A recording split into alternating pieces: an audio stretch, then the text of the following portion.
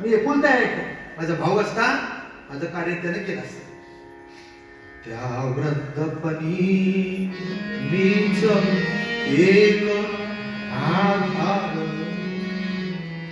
Saves आता मुकणार. कसं सांगू तुम्हाला, त्या माझ्या हातून ही शेवटची सेवा घडणार होती. आई वडिलांना मी काशी तीर्थयात्रा माझ्या हातून मी घडवणार होतो. तुम्ही काय केलं? आता असं करा, आता असं करा, जा जा बघतील ते वाट पाखरा, द्या नेऊनी आदी पाणी. आहेत अंध ते दोन्ही, दुर्वार्ता फोडून काही. ही विनंती तुमच्या पायी. एकच करा, त्यांना शांतपणे गपचूपपणे त्यांना पाणी पिऊ द्या. त्यांना ही दुर्वार्ता सांगू नका, सांगू नका. आणि पाणी पाजल्यानंतर मज माघारी करा तुम्ही सांभाळ. ओ निया श्रावण.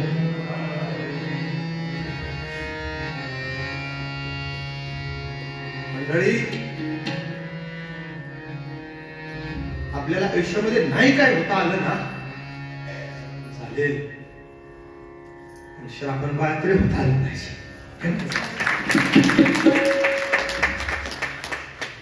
मला माहित नाही मी काय तुमच्या समोर रामकथा सांगेन, आणि मला माहित नाही सांगितलेली रामकथा तुम्ही काय ऐकाल आणि काय घेऊन जाल. पण जाताना जर आपण अयोध्येवरनं एक श्रावण बाळ होऊन गेलो ना, अयोध्येचं चीज झालं.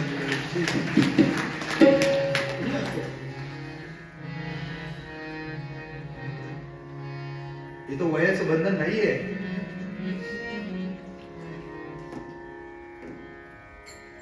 शेवटी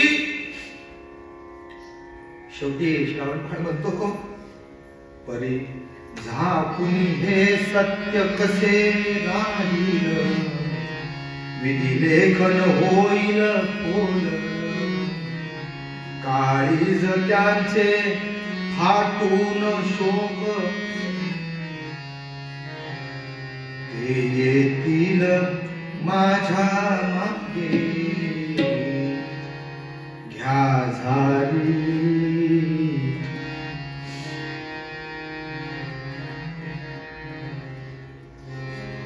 घ्या, पहिली झाली घ्या. एका क्षणामध्ये केव्हाही त्याचा प्राण जाऊ शकतो. पण प्राण असा कवटाळून धरून म्हणतोय, घ्या झाली. मी जातो त्याचा बोल, लागला जावया बोल. सोडला श्वास शेवटला, तो जीव विहंग फडकला, अनुपंजर सोडून गेला. उड्या डोळ्यानं राजानं बघितलं. आपल्या मांडीवर असं डोकं घेऊन त्या श्रावणाचा बसलेला राजा उड्या डोळ्यानं पाहत होता की श्रावणाचा कावडीत बसून आईवडिलांना घेऊन तीर्थयात्रेला निघालेल्या श्रावणाचा प्राण जाताना उड्या डोळ्यानं राजा पाहत होता.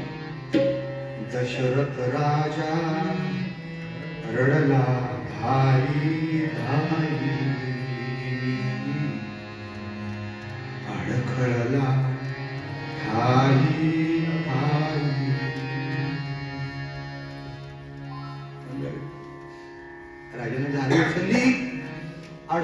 खडखडत अंधा आईवडिलांच्या इकडे गेला आणि पाण्याची झाडी त्यांना आवाजीला अशी ठेवली. बाळा बाळा का रे बोलत नाहीस, आमच्यावर रागवलास का? अंधा आईवडील म्हणतात, मला असं वाटतं आपल्याकडून एवढं तरी घडू नये की आपल्या आईवडिलांना आपल्या कृतीतनं दुःख होईल. आपण काही करू शकतो, पण आपल्या आईवडिलांना आपल्या कुठल्या तरी उच्चारातनं आपल्या आचरणातनं दुःख होईल. कोणतीच आई जगाच्या पाठीवर अशी नाहीये की तिला मुलाकडून अंगभर दागिने पाहिजेत. कुठलेच वडील असे नाहीयेत, कुठलाच बाप असा नाहीये की मुलानं त्याला राज महाराज ठेवलं पाहिजे, झोपाळ्यावर बसून हलवलं पाहिजे. दिवसातनं सकाळी आणि संध्याकाळी एकदा आई म्हणून म्हणावं आणि आलेल्या वडिलांना बाबा म्हणून त्यांच्या शेजारी 2 मिनिटं बसावं. अतिशय माफकीचे आई वडील. इथं बसलेले सगळेच आई वडील आहेत आणि इथं काय आई वडील नसतीलही, ते होणारही. शेवटी त्या राजानं त्या अंध आई वडिलांना सांगितलं की मी श्रावण नाही, माझ्या हातून मी शिकारीला गेलेलो असताना शिकार म्हणून सावज म्हणून मी तो बाण सोडला आणि तुमच्या श्रावण बाळाला तो बाण लागला आणि तुमचा श्रावण बाळ देवाघरी गेला. मला क्षमा करा. राजा त्या अंध आई वडिलांचे पाय धरून रडू लागला, मला क्षमा करा. आई वडिलांना पाणी नको होतं, आई वडिलांना त्यांचा एक मुलगा श्रावण पाहिजे होता. आणि तो केव्हा पाहिजे होता? जेव्हा आमचा शेवटचा श्वास जाईल ना तेव्हा तो पाहिजे होता. राजा, आम्ही दोघं अंध आहोत, आम्ही तुला शाप देतो. पाणी आणायला गेलेला माझा मुलगा, तिकडे तू त्याला मारलास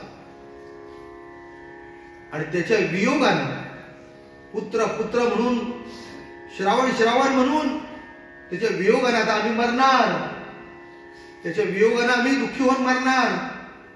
असाच तुला 1 नाही 2 नाही 4 पुत्र होतील, पण तुझ्या मृत्यू समयी एकही तिकडे नसेल. तू पुत्र पुत्र पुत्र पुत्र म्हणून मरशील.